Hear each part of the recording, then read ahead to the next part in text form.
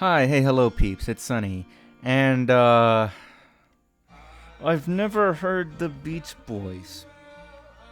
Yeah, I've always known of their name and that they were like a '60s pop band or something, and most likely a bunch of boys at the beach. Yeah, go figure. Yet, why not check them out for a change? And hey, they have an LP that is considered an all-time classic entitled Pet Sounds. Why is it called that?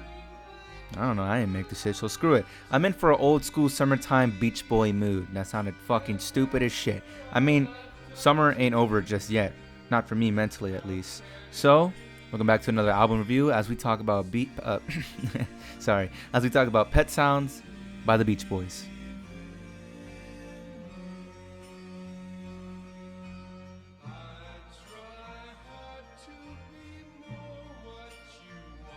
For those not in the know, the Beach Boys were an American rock band formed in 1961 California. Cali, baby!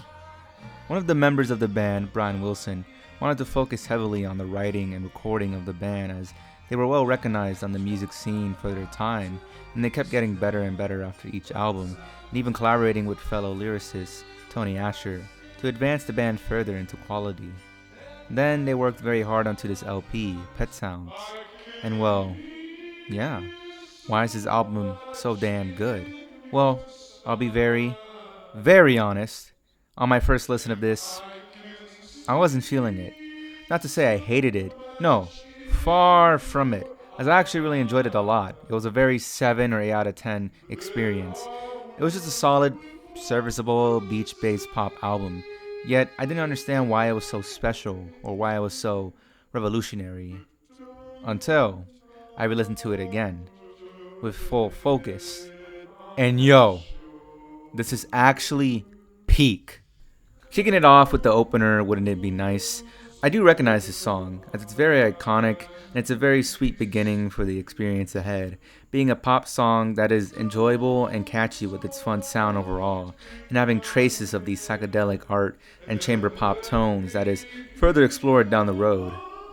With the track You Still Believe Me, it's a nice and steady sort of shift from the prior with a more focused and jingle jangle sort of feel to the production, with a great vocal harmony and such cheeriness.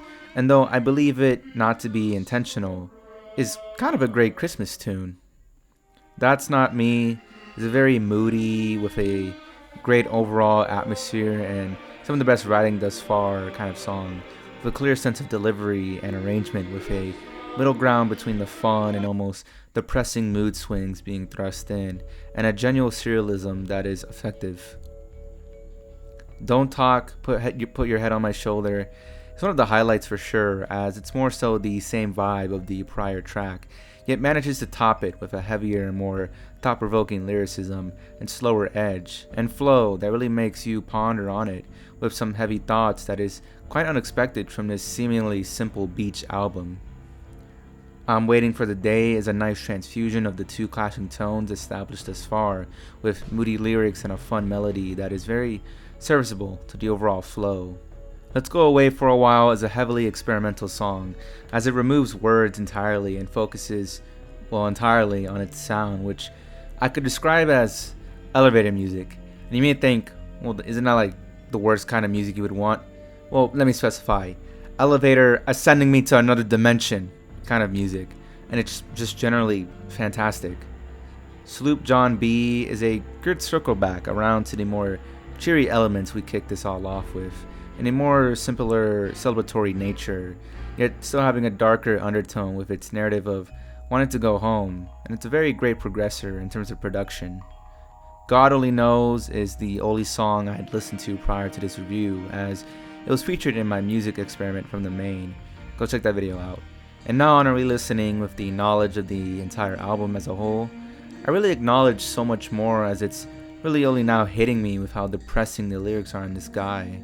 Possibly self-checking out, I gotta say that for YouTube terms of course, due to romantic wishes, and it really makes this album so much better. I know There's an Answer is just a great slow reveal of the real hidden meaning and depth of the LP, with its real and relatable idea of judging people and their comfort zones that really hits home for me, and it's greatly portrayed due to composition itself with some great instrumental play. Here Today just goes even deeper and deeper in the layers we are just now witnessing, as though the melody is embracive, the writing is so damn sad of this guy worrying of things not panning out for this girl, all told from our seemingly main character's perspective. I Just Wasn't Made for These Times is a good contender for the best song, as the cohesion of the two tones generally peaks here. It manages to blend all of the art pop and psychedelic rock components is fantastic and truly makes it captivating. Yet the piece of the story here really really grabs me, as it's relatable to how we can sometimes feel we may not belong in the very generation we were born into. That I think is quite universally relatable. The penultimate song, Pet Sounds, is the only other non-lyrical song. It is just so damn crisp, and just again manages to throw everything together into one tightly knit rap, feeling like song after song after song stacking on top of each other and being so damn brilliant. Then the closer, Caroline No, is just such a depressing ass way to close the album, and yet greatly reveals the beautiful genius of this album as a whole, letting out all the sorrow this entire thing was building up to, with some great narrator-esque delivery from Wilson, with such a miserable perspective that emotionally works for me, with that quite eerie and dark audio bit at the end that also reveals the meaning of the title, Pet Sounds. Like, yeah, on a musical level, this just works on such a masterful level with fantastic blending of such distinct genres and moods for an unexpected surprise from a boy band whose theme is beach pop tunes.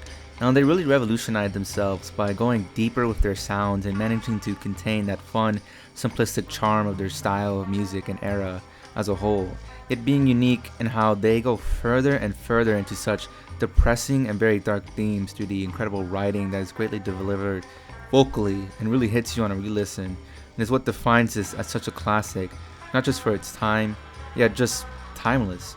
For the thing I love in music, and establishing a false exterior with its summertime pop simplicity, and having a hidden other side within its interior that is quite complex and deep, making this truly a worthy all-time listen. And that's Pet Sounds by the Beach Boys. Did you guys listen to this album?